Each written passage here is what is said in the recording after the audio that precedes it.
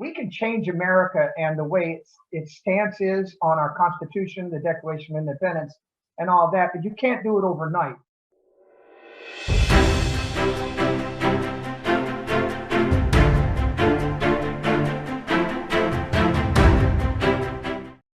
Welcome, everyone. My name is Brandon Lewis, publisher of the Tennessee Conservative News, and joining me today is Lee Greenwood. He is a country music legend, and he's had music in his blood since an early age. He began playing piano and saxophone at age 12, but would eventually become recognized for his stunning vocals. He passed on track and music scholarships to the College of the Pacific, along with a professional baseball career to pursue his passion for music.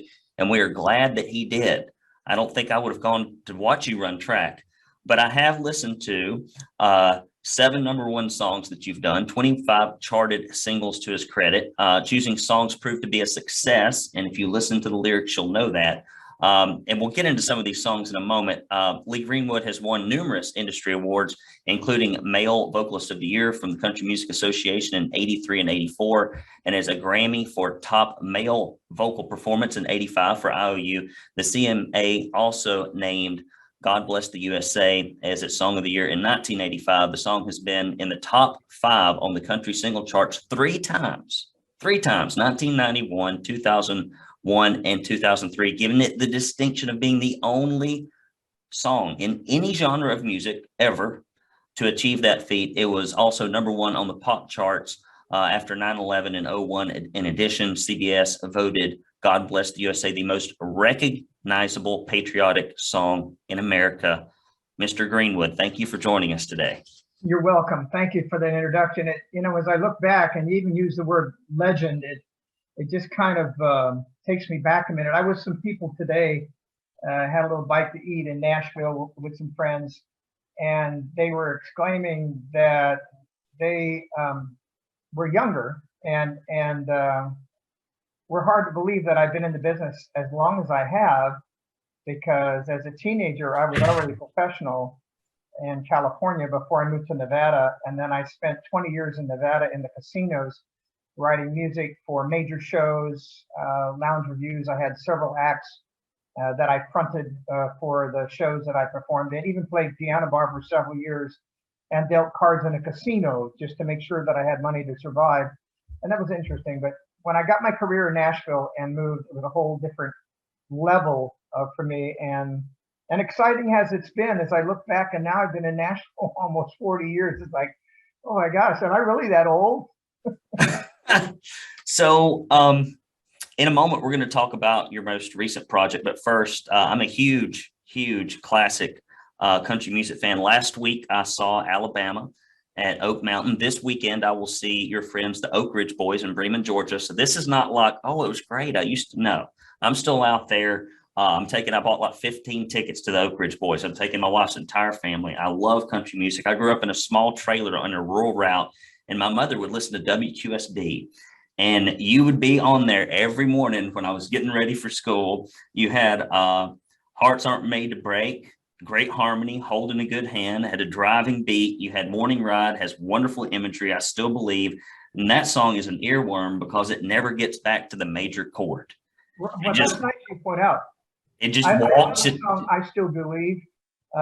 It just has such a wonderful verse. It just kind of just goes through the whole song. And like you said, it doesn't go back, and the hook line is, I still believe. And it kept me in that range of my voice, which is what my producer and I chose when we had our very first single, It Turns Me Inside Out, followed by about 7 or other songs that all actually kind of held me in that range, with the exception of She's Lying. And She's Lying was written by the same writer, Jan Crutchfield, who wrote us 3 hits, and I call it the trilogy, Going, Going, Gone, of the 3 being our first #1 single. Well, they're great. They're great songs. One thing that is, music has changed. It's become a little bit digital, but I was able to get into your lexicon. My wife's like, damn, how long are you going to listen to Lee Greenwood? And I'm like, well, I'm talking to him tomorrow. I want to make sure I refresh my mind on all these things, and I'd listened to him previously. How did you pick and vocalize these amazing songs? And I know some of them that you've written, and you came up through the school of hard knocks when so many modern country music stars do not go through any of that experience. How did you pick your songs, and how did you figure out how to sing them in a way that was so compelling? Well, first of all, let me just tell you how I met my producer, Jerry Crutchfield. I was playing in Vegas at this particular time with my own band called the Lee Greenwood Affair. It had two girl singers and a quartet, and we worked in the same hotel with Bill Medley. I was his opening act in the lounge. We had a 1,500 seat lounge, which was twice as large as the main room where Elvis performed. And so I never lost my sight. You know, people always say, keep your eye on the prize, keep your eye on the goal. And my goal was to find national prominence, but I just didn't know how to do it. I went to Los Angeles and failed in the pop field. And being from California, I thought that would have been an easy call. It was not. I didn't want to really go to New York or anything like that. And I found this record on this 45 single. And it was Please Come to Boston, written by Dave Loggins, who was a wonderful singer, writer, and guitar player from Bristol, Tennessee. And I was so compelled by that music. If that's the kind of music they make in Nashville, maybe that's where I need to go. And so I called just by chance. This is where you got to get in the phone book. And I found MCA Music, and the Jerry Crutchfield was the producer of that record. And I called them and I said to the secretary, can I talk to Jerry Crutchfield, who at the time, being president, doesn't take all the calls. And she said, who is this? I said, it's Lee Greenwood. I'm a singer in Vegas. Well, she put me through to Jerry.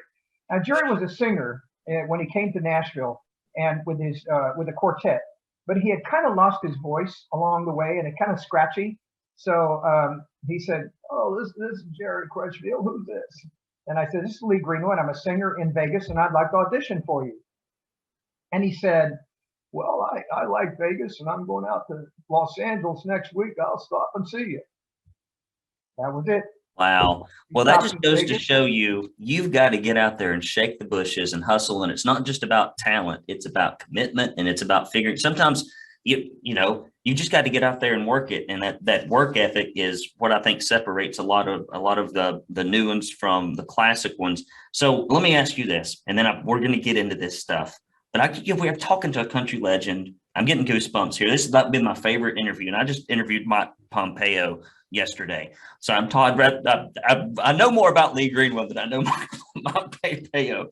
And so it used to be that country music was raw.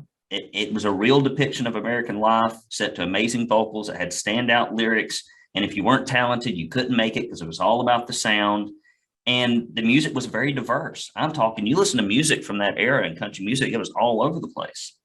And today's country music, if you can even call it that, seems out of touch. It seems prepackaged. It seems like these kids are faking it and they've never lived it. And it doesn't come from real experience. I guess, music genres transform, but how did we get here? Can we ever go back? No. And I will say this, all of the artists who recorded in those early days, we didn't have Pro Tools. We didn't have a way to fix the vocals. If you didn't get it right, you had to go back and record the entire thing again. Occasionally, you'd have a good engineer who could punch in and punch out of a particular spot in the song you wanted to fix. But today, you don't have to do that. You sing it 2-3 times and leave it to the editor to fix all of your mistakes. In those early days also, it was a scratchy sound. The reason we went to CDs is really get rid of tape, which had a hiss in it. And oddly enough, my 23-year-old now, who's a Chancellor Scholar, Parker Greenwood at TCU in Fort Worth, he's gone back to vinyl. And I said, the reason we got rid of vinyl, son, is because it doesn't last. He said, yeah, but it has this little hiss in it that I kind of like. Well, okay, so it's just a different way to look at it. But no, we'll never go back to those days when it was just talent. And yet, having said that, there's a lot of great talent out there and there's some great singers. And country music has really gone back to more the traditional sounds of those guys from Georgia and Texas and Tennessee, and who have an accent, who have a little bit of a yawl to it. And I'm one of those outsiders from the West Coast, like Kenny Rogers, even though he's from Texas, and Ronnie Millsap, who had more of a contemporary sound to them, and many of the girl singers. However, because we chose the music we did, it fit my career. Again, I credit Jerry Crutchfield, my producer, for making those decisions. Well, I'm glad you did.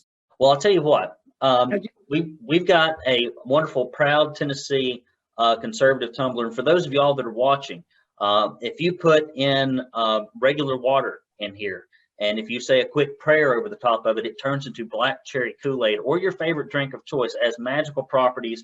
If you go to TennesseeConservativeNews.com/support and get any amount, and you also get 2 proud Tennessee conservative bumper stickers and a directory of all your state senators and state representatives. So if you appreciate what we're doing here, covering stories that the liberal Tennessee media will not, go to TennesseeConservativeNews.com/support. Thank you for indulging me. So when God Bless the USA captured the spirit of American patriotism after 9/11, I actually sang that song after 9/11. I play guitar at Jacksonville State University, sitting in the back of I think it was at the time the SIG-EP house for a memorial. Yeah. And that was when I learned I do not have your vocal range. Do not have it. Do not remotely have it. And the issue was, I can't believe I'm telling this. I didn't mean to. I didn't remember this until I looked at this. It was one of my most embarrassing musical moments.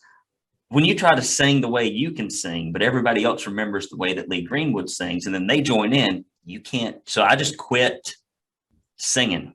And I just had to let them sing because they wanted to hit your notes and I could only hit my notes. Well, you still have great singers who sing that kind of range, but in the days of Pretty Woman, Roy Orbison, who had that very high range, but he also had a good quality of the road range. When he had Cryin' and I had Lion, those 2 songs kind of exposed the range of both of us. And I was talking to Mark Wills, who's now, congratulations to a member of the Opry. He said, "Do you still do all those songs in the same original key?" I said, "Yeah, of course I do." And I said, because there's no reason to change it if I can hit all the notes, and I can. I have no trouble in that, as long as I keep singing all the time. And I think that may be the key for most people who are artists and they don't work enough. Their voices don't stay in shape enough, and they have to kind of lower the key so they can still have range. But if you take somebody like John Conley, who never really had a high range, he still sings the same songs he's always sang in the same keys, rose-colored glasses. They're right down in the range he really likes. And so it wasn't required for him to do any specific exercise to keep his voice in range. I, on the other hand, if I don't work 4 times a month at least, then my voice will actually begin to fade. So I have to work at it to get it back to shape. Well, that is interesting. So back then, after 9/11, it was an amazing time. Everyone, and I mean everyone, was wrapping themselves in the American flag, sometimes probably when they didn't even want to. And today, certain elements seem a little bit hell-bent on putting our nation down, on teaching that our history isn't exceptional. We need to rewrite it. We need to replace our shared culture. What in the world happened? Because it has not been that long. Yeah, it really bothers me. I'm going to New York on August 21 this month, that's next week, to film a special that will be aired 9/11 on various channels across America with Journey and Earth, Wind and Fire and a few other acts who are all going to give their performance.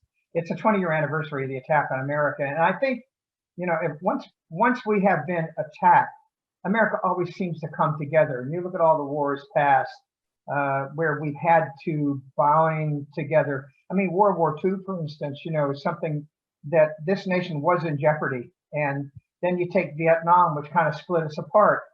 And then the 9/11 attack brought us back together. Now we got the pandemic that kind of puts us apart again. There'll be that ebb and flow, but I'm a little disposed because I'm a conservative. And as much as the people think that change has to come immediately or overnight, we can change America and the way its stance is on our Constitution, the Declaration of Independence, and all that, but you can't do it overnight.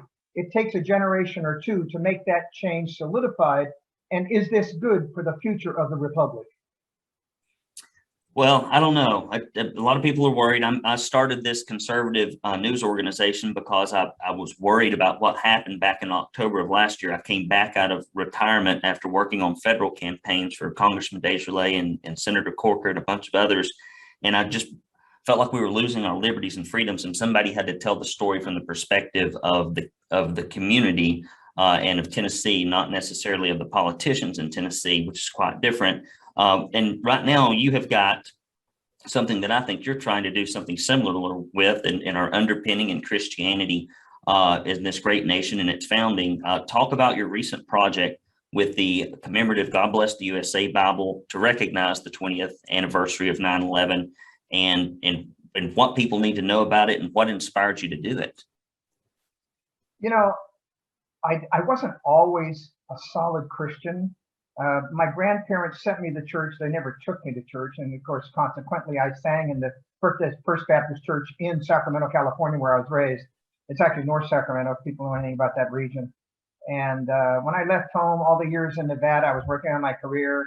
I really didn't have the depth of spiritual foundation that I needed. Not till I got to Nashville and I met my wife, Kim, and we've been married almost 30 years now, did I come back to the Lord. And I found out exactly what I was missing in the spirit in my life. Of course, that it's not necessarily something that made me write God Bless the USA. I just needed to know the country needed it. But when I place God first in my song, you recognize then what kind of a person I am. I walk the walk and I talk the talk. And in order to make sure that people understand that when we built this country, it wasn't to escape religion. It was to escape persecution from the religion we wanted to pursue. So with the release of our new God Bless the USA Bible, there's something special about it. It's the King James Version, Old and New Testament, just as it's written. And in the very back of the Bible is the Constitution, the Declaration of Independence, the Bill of Rights, and the Pledge of Allegiance. And I think people need to review those documents to understand how this country got started and why we had those kind of documents to lead us into the future. You know, our founding fathers were very smart in as much as they know change could come. But if you follow this outline, this country can still survive. Well, I think you're absolutely right. And I believe that this nation, because it was founded on those precepts, has done the exceptional things that it has.